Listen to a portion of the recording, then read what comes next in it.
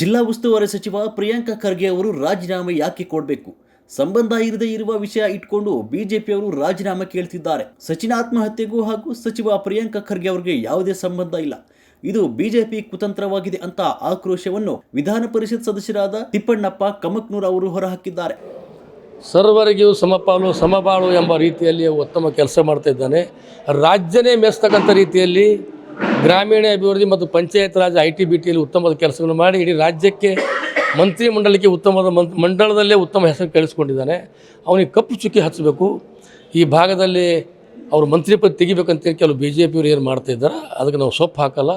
ಯಾವುದೇ ಕಾಲಕ್ಕೆ ಪ್ರಿಯಾಂಕ ಖರ್ಗೆ ಅವರು ರಾಜೀನಾಮೆ ಕೊಡಲ್ಲ.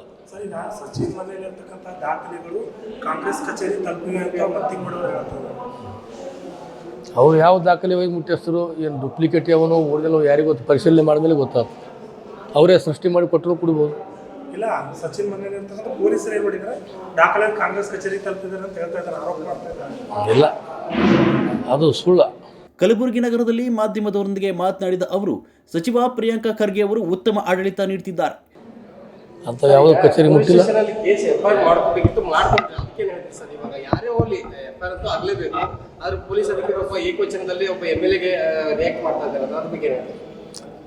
ಪೊಲೀಸ್ ಸ್ಟೇಷನ್ದಲ್ಲಿ ಆದಂಥ ಏನು ವಾದ ವಿವಾದ ಏನಿದೆ, ಬಹುಶಃ ಇವರು ಕೇಸ್ ತಗೋ ಅಂತ ಹೇಳಿರ್ಬೋದು.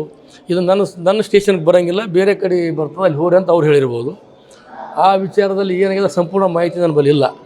ಆ ಮಾಹಿತಿ ನಾನು ಪಡ್ಕೊಂಡು ನಿಮಗೆ ರಿಯಾಕ್ಟ್ ಮಾಡ್ತೀನಿ. ಇಲ್ಲ, ಕಮಿಷನ್ ಆಫೀಸಲ್ಲಿ ಕಮಿಷನರ್ ಹೇಳಿದ್ದಾರೆ ಅವರಿಗೆ, ಅದೇ ಇನ್ಸ್ಪೆಕ್ಟರ್ CPIಗೆ ಅವ್ರ ಎದುರು ಓಪನ್ ಆಗಿ ಹೇಳಿದ್ರು ಕೂಡ ಅದ್ರ CPI ಅವರು ಒಬ್ಬ ಕೇಸ್ ತಗೊಂಡಿಲ್ಲ ಅಂತ ಒಂದು ಆರೋಪ ಮಾಡಿ. ಕಮಿಷನರ್ ಹೇಳಿದ ಮೇಲೆ CPI ತಗೊಳ್ಳಿಲ್ಲ ಅಂದರೆ ಅವ್ರ ಮೇಲೆ ಕ್ರಮ ಆಗಬೇಕು.